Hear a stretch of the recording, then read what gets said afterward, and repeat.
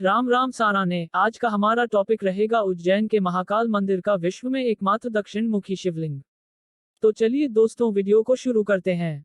मध्य प्रदेश में महाकालेश्वर मंदिर शिप्रा नदी के तट पर स्थित है। महाकाल मंदिर का शिवलिंग 12 ज्योतिर्लिंगों की श्रृंखला में से एक है जो कि स्वयंभू है।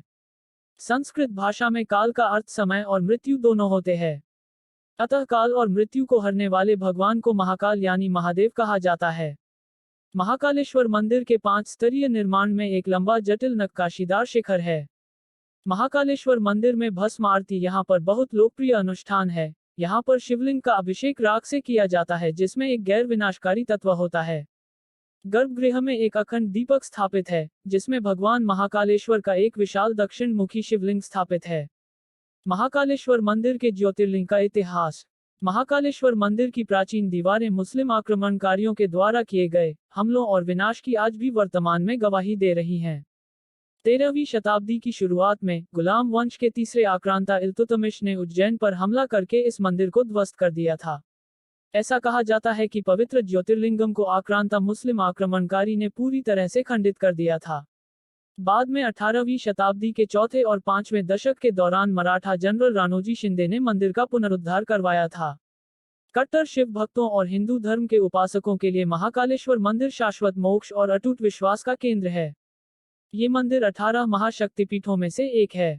हिंदू धर्म की पौराणिक कथाओं के अनुसार मां देवी भगवती जी का ऊपरी होंठ इस मंदिर वाली जगह पर गिरा था। ऐसा माना जाता है कि जो व्यक्ति सच्चे मन से इस मंदिर में पूजा अर्चना करके जो कुछ मांगता है उसकी मनोकामना हमेशा पूरी होती है। महाकालेश्वर मंदिर के अनुष्ठान एवं समारोह। धार्मिक अनुष्ठान महाकालेश्वर मंदिर की महिमा का अटूट हिस्सा हैं। सबसे बड़ा अनुष्ठान इस मंदिर की भस्म आरती है जो कि महाकालेश्वर मंदिर परिसर में प्रतिदिन होती है। इस पवित्र अनुष्ठान के दौरान पुजारी शिप्रा नदी के घाटों से एकत्रित राख को शिव के ज्योतिर्लिंग पर लगाते हैं। आपको जानकर बहुत हैरानी होगी कि शिव के 12 ज्योतिर्लिंगों में से महाकालेश्वर ज्योतिर्लिंग ही एकमात्र ऐसा शिवलिंग है जहां इस तरह शिवलिंग पर भस्म अनुष्ठान होता है। भस्म आरती दौरान मंदिर में इतनी ज्यादा भीड़ होती है कि हिंदू भक्तों को एक दिन पहले भस्म आरती के लिए टिकट बुक कराना पड़ता है। उज्जैन में महाकाल की सवारी यानी भगवान शिव की एक भव्य बारात है जो कि प्रत्येक सोमवार को उज्जैन की सड़कों पर से गुजरती है। ऐसा इसलिए किया जाता है ताकि आम लोगों को भी भगवान शिव जी के दर्शन हो सकें और भगवान शिव जी उज्जैन में से सभी बुराइयों को दूर कर सकें।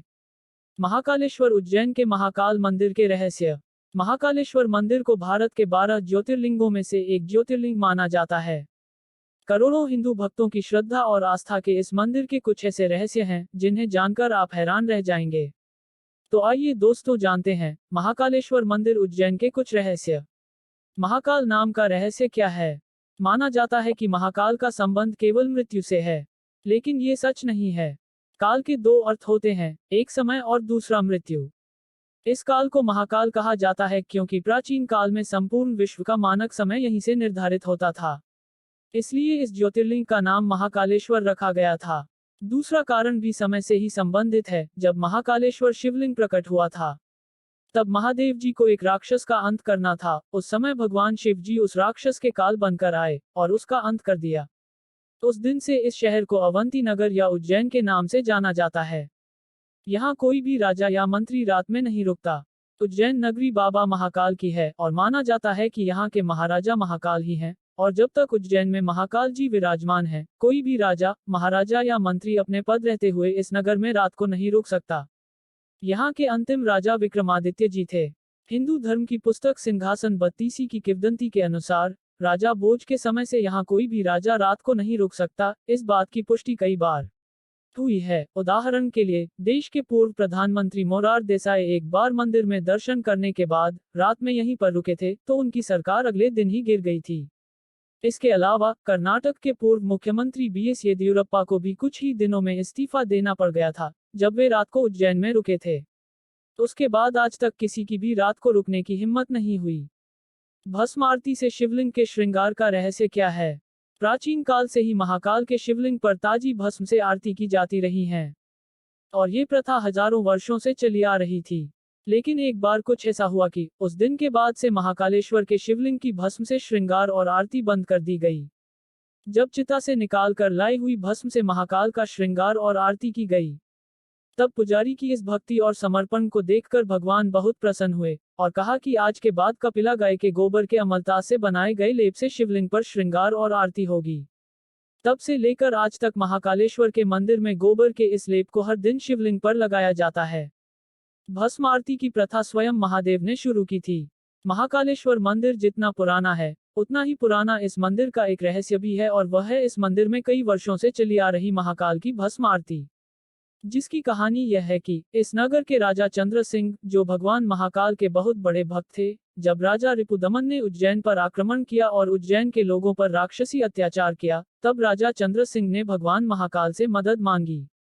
राजा चंद्र सिंह की प्रार्थना सुनने के बाद भगवान शिव जी ने उस दुष्ट राजा रिपुदमन को मार डाला और उसकी राख से अपना श्रृंगार किया, और फिर महादेव जी हमेशा के लिए यहीं उज्जैन में बस गए। इस प्रकार से भस्म आरती की शुरुआत हुई थी। महाकालेश्वर शिवलिंग स्वयंभू ज्योतिर्लिंग है। माना जाता है कि अपने देश में स्थित 12 ज्योतिर्लिंगों में से महाकालेश्वर ही सर्वश्रेष्ठ शिवलिंग है, अर्थात आकाश में तारकीय शिवलिंग, पाताल में हाटकेश्वर शिवलिंग और पृथ्वी पर महाकालेश्वर शिवलिंग ही एकमात्र दिव्य शिवलिंग है। मान्यता है कि महाकाल मंदिर में स्थित शिवलिंग स्वयंभू है। उज्जैन नगर में मान्यता है कि भगवान महादेव ही काल को निरंतर चलाते हैं और काल भैरव काल का नाश करते हैं। विश्व में महाकालेश्वर मंदिर का एकमात्र दक्षिण मुखी शिवलिंग, अद्भुत अविस्मरणीय दक्षिण मुखी एकमात्र शिवलिंग वर्तमान में संपूर्ण विश्व में केवल महाकाल मंदिर उज्जैन में स्थित है। अन्य सभी शिव मंदिरों में स्थापित शिवलिंग एवं अन्य ज्योतिर्लिंग की जल धारा उत्तर दिशा की ओर होती है, परंतु महाकालेश्वर शिवलिंग ही एकमात्र ऐसा ज्योतिर्लिंग है जिसका ज्योतिर्लिंग दक्षिण दिशा की ओर है, यानी इसकी जलधारा दक्षिण की ओर बहती है। इसलिए ये ज्योतिर्लिंग दक्षिण मुखी कहलाता है। दक्षिण दिशा में यम का राज होता है, इसलिए इस मंदिर को महाकाल के नाम से भी पुकारा जाता है। हम आपको ऐसी ही हिंदू धर्म की और वास्तविक कहानियां सुनाते रहेंगे। अगर आप इस चैनल पर नए हैं तो द डिवाइन स्टोरी चैनल को सब्सक्राइब करें, वीडियो को लाइक करें और ज्यादा से ज्यादा वीडियो को शेयर करें। इस प्रकार हमारी यह कहानी खत्म होती है। धन्यवाद। जय श्री महादेव जी की जय। श्री महाकाल। हर हर महादेव, हर हर महादेव।